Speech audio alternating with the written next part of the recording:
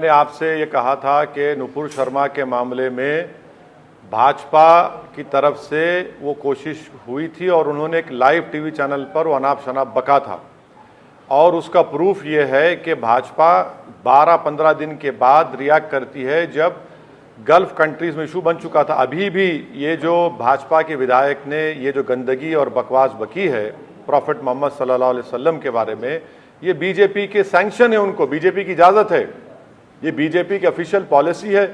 और ये बड़ी अफसोसनाक बात है कि भाजपा मुसलमानों से और प्रॉफिट मोहम्मद सल्लल्लाहु अलैहि वसल्लम से नफरत करती है और ये तो डेलिबरेट कोशिश की गई ताकि इस तरह के बयान दिया जाए।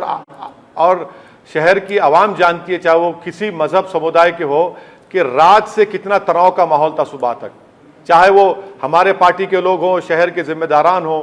हम तमाम की कोशिश यही रही कि भाई ये मामला और ना बिगड़ जाए, एक अलग रुख अख्तियार ना कर जाए। क्यों कर रहे हैं? ये डेलिबरेट अटेम्प्ट है। देखिए, अगर भाजपा को तेलंगाना में केसीआर से, ओवैसी से लड़ना है तो पॉलिटिकली लड़िए। आपको शहर के अमन को बिगाड़ने की क्या जरूरत? तेलंगाना की तरक्की को क्यों रोकना चाहते हैं? भाजपा का एक लीडर तेलंगाना में पदयात्रा कर रहा है, तो पदयात्रा करने का मकसद ये नहीं है कि आप किसी समुदाय के और मुसलमानों की इमोशनली और रिलीजियसली उनको आप टॉर्चर करें। भाई प्रॉफिट मोहम्मद हमारे लिए, हमारे दिल से ज्यादा करीब है। हम, अगर मैं मुसलमान हूं तो सिर्फ प्रॉफिट मोहम्मद की वजह से, सल्लल्लाहु अलैहि वसल्लम की वजह से मुसलमान हूं।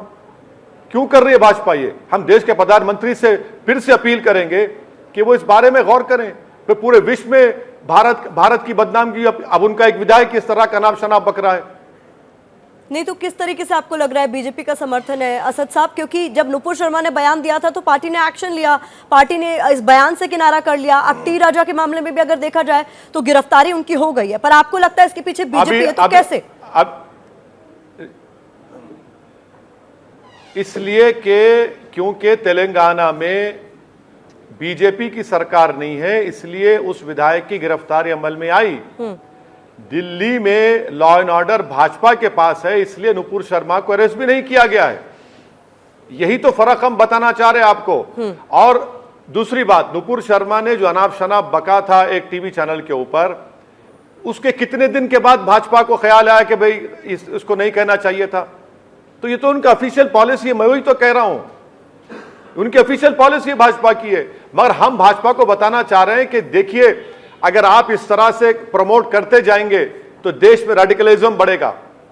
हमने देखा कि जब हमारे भारत के एनएसए रशिया गए थे तो वहां पर उनको बताया गया था कि एक सुसाइड बॉम्बर भारत को आना चाह रहा है। वो कल न्यूज आई उसकी।